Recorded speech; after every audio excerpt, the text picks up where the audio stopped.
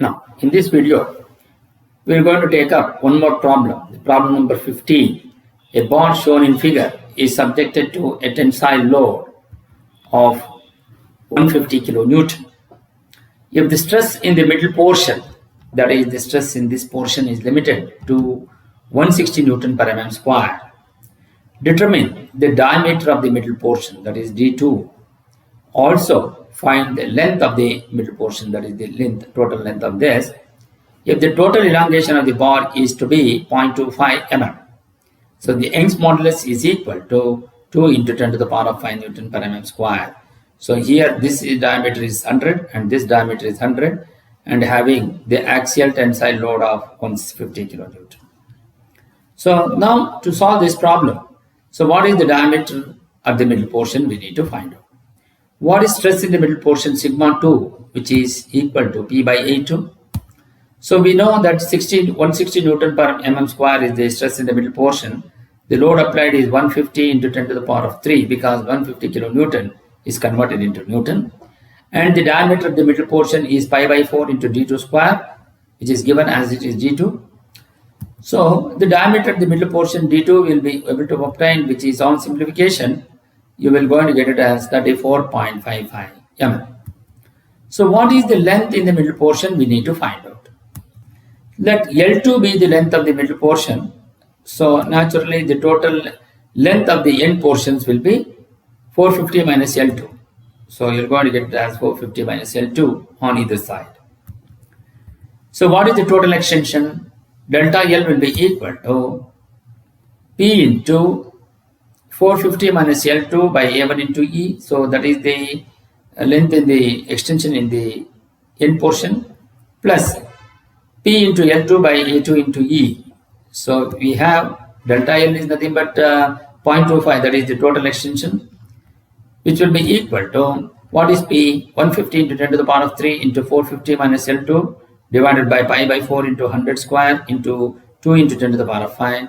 Similarly, again P 150 into 10 to the power of 3 into L2 divided by A2 is pi by 4 into 34.55 square into 2 into 10 to the power of 5. That is the calculated value of the diameter of the middle portion. So you substitute these values. If you see here, so you take out 150 into 10 to the power of 3 divided by pi by 4 into 2 into 10 to the power of 5, because all are common, multiplied by 450 minus L2 by 100 square plus L2 by 34.55 square. So then on simplification, you are going to get it as 0.2618 on the left hand side, which is equal to 450 minus L2 by 100 square plus L2 by 34.55 square. When it is expanded, you will going to get it as 1193.66. So what will going to be the length of the middle portion, which is L2? On simplification, you will going to get it as 293.862 mm. So this is how you will be able to find the length in the middle portion. Now we are going to take up one more problem. The loaded rod of brass shown in the figure is in equilibrium. It is supported on stop C, that is at this point. Find the change in length of the rod, taking the modulus of elasticity of the brass as 1 into 10 to the power of 5 Newton per mm square. So when the compressive load is applied from the top, so you can see there is a cross section in AB, having the cross section as A1 200 mm square. The length of that cross section is 400 mm.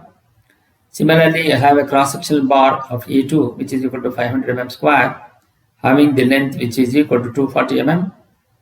And then the stopper at C, so again you have one more member having A3, which is equal to 200 mm square, and then the length of this member is 360 mm, and you have the cross sectional bar at DE, which is A4, which is equal to 600 mm square, having 300 mm in length, and having the 7 kilonewton is applied at the bottom. So this is how the cross sectional will go into use. So when the stop is at C, so this is made out of two different problems. Since there is a stop at C, supported the stop at C, so naturally AB will be under compression, and again BC will be under compression. The CD will be under tension and DE will be in tension. How? We will see. If you are considering that AB and BC, once the load is applied, so from the top, so in order to keep this body in equilibrium condition, at the point B, there will be a load acting upwards. So AB in compression.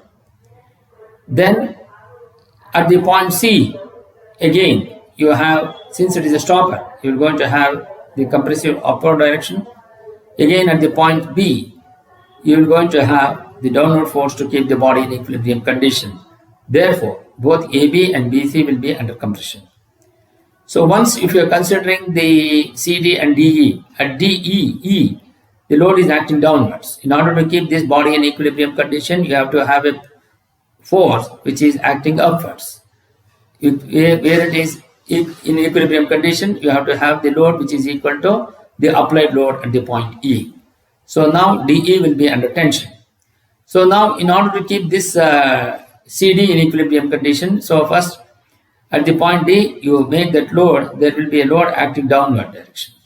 Similarly, at the point C, in order to keep the CD in equilibrium condition, you have to have a load acting in the upward direction at the point C.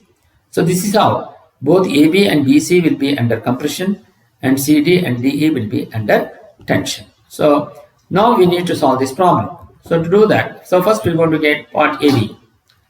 The part AB of the rod is in compression, which I've already explained. What is the decrease in length of the member? Delta LAB will be equal to P into L1 by A1 into E.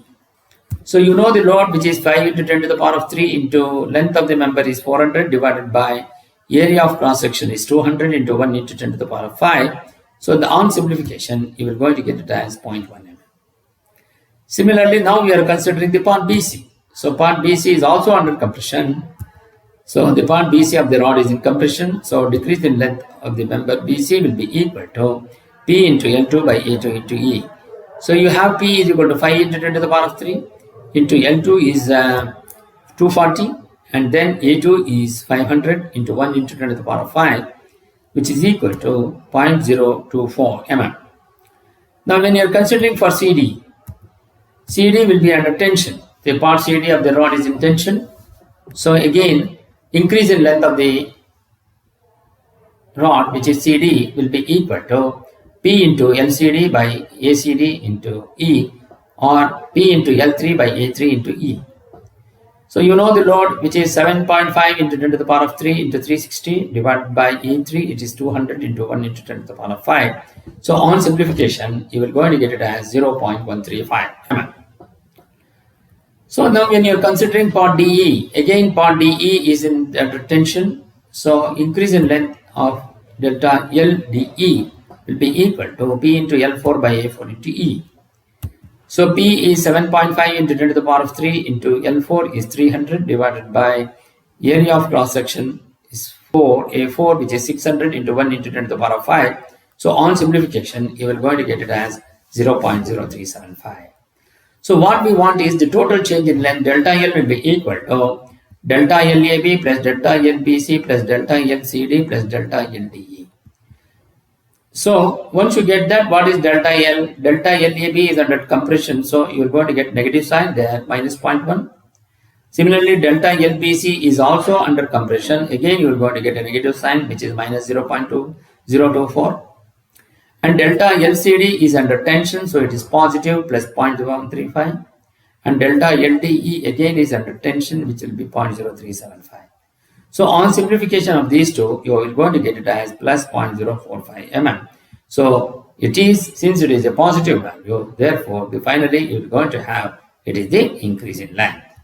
So now we are going to take up, so this is how you will be able to solve this problem.